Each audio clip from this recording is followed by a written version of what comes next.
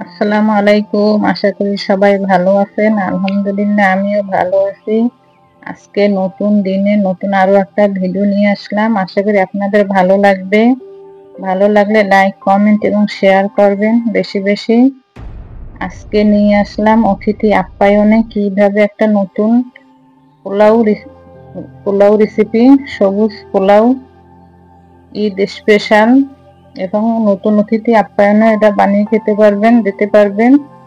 এখানে আমি আগে বিট ভুনাটা করে নেব। এখানে আমি পেঁয়াজ কুচি দিয়ে দিলাম, ফ্রাই প্যানে দারচিনি এলাচ দিয়ে দিলাম। এলাচ অবশ্যই মুখ ফাটিয়ে দিবেন। আর এখানে আমি কিন্তু খুবই ছোট ছোট করে বিটটা ভুনা করতেছি, দেখতেই পাচ্ছেন অনেক ছোট করে কেটে নিলাম। এখন আমি একটু আদা বাটা, রসুন বাটা, তারপর জিরার গুঁড়ো, ধনিয়ার গুঁড়ো,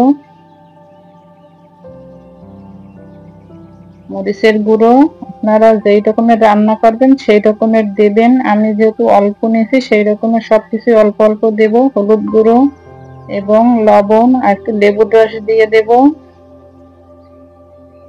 লেবুটা দেওয়ার চেষ্টা করবেন, তাহলে কিন্তু খেতে ভালো লাগবে। এখন আমি এটা নেড়ে চেড়ে নেব।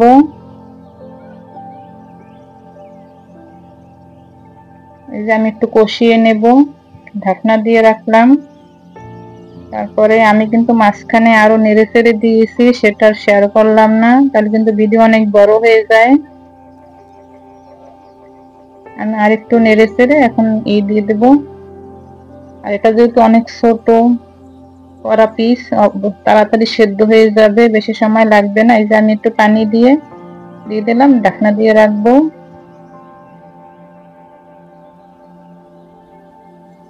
এই যে আমার প্রায় হয়ে গেছে। এটা কিন্তু আপনারা বাসায় ট্রাই করবেন অবশ্যই একবার,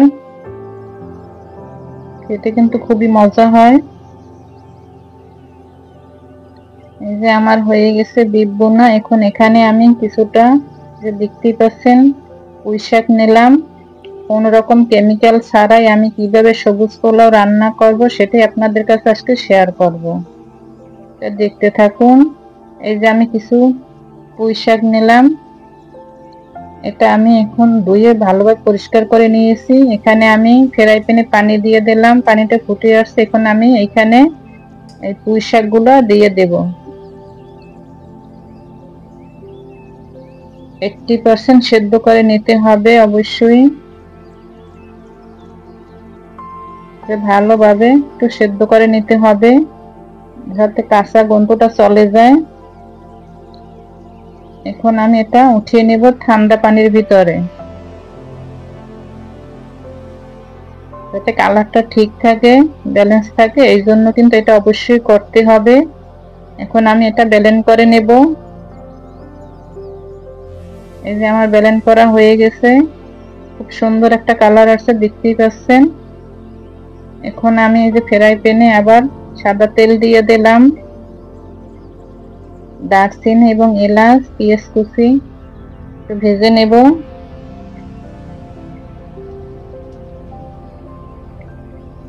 এখন কিছুটা আদা বাটা দিয়ে দিলাম, একটু নেড়ে চেড়ে নেব।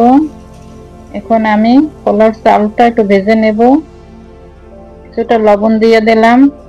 আপনারা যেই রকমের চাল রান্না করবেন সেই রকমের করবেন। এই যে আমি একটু নেড়ে চেড়ে একটু কালার আসা পর্যন্ত অপেক্ষা করতে হবে। এখন আমি এখানে এই যে পুঁই শাক ব্লেন্ড করা সেটা দিয়ে দিলাম। আর তোমরা কিন্তু আগে পুঁই শাকটা একটু কষিয়েও নিতে পারো, তাহলে কিন্তু ভালো হবে। আমি নেই যেহেতু আমি আগে সেদ্ধ করে নিয়েছি, আমার রান্না করা হয়ে গেছে।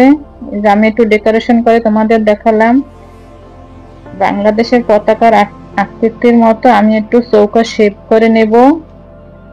আর এই রকমের ডেকোরেশন করে দিলে কিন্তু মেহমানরা অনেক খুশি এবং খেতেও কিন্তু আনন্দের সহিত খাবে, এবং বাচ্চাদেরকেও কিন্তু এই রকমের করে একটু দিতে পারো। এখন এখানে আমি একটু বাটির শেপ দিয়ে একটু মাঝখানে ফাঁকা করে নেব।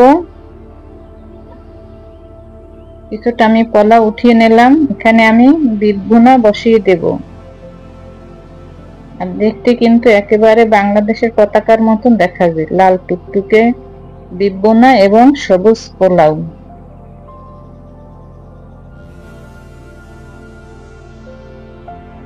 দেখতেই পাচ্ছ কতটা সুন্দর হয়েছে, মাশাআল্লাহ অসাধারণ, দেখতে যেমন সুন্দর খেতেও কিন্তু দুর্দান্ত হয়েছিল। আমার চ্যানেলটি ভালো লাগলে সাবস্ক্রাইব করে পাশে থেকো। সবাইকে আল্লাহ হাফেজ।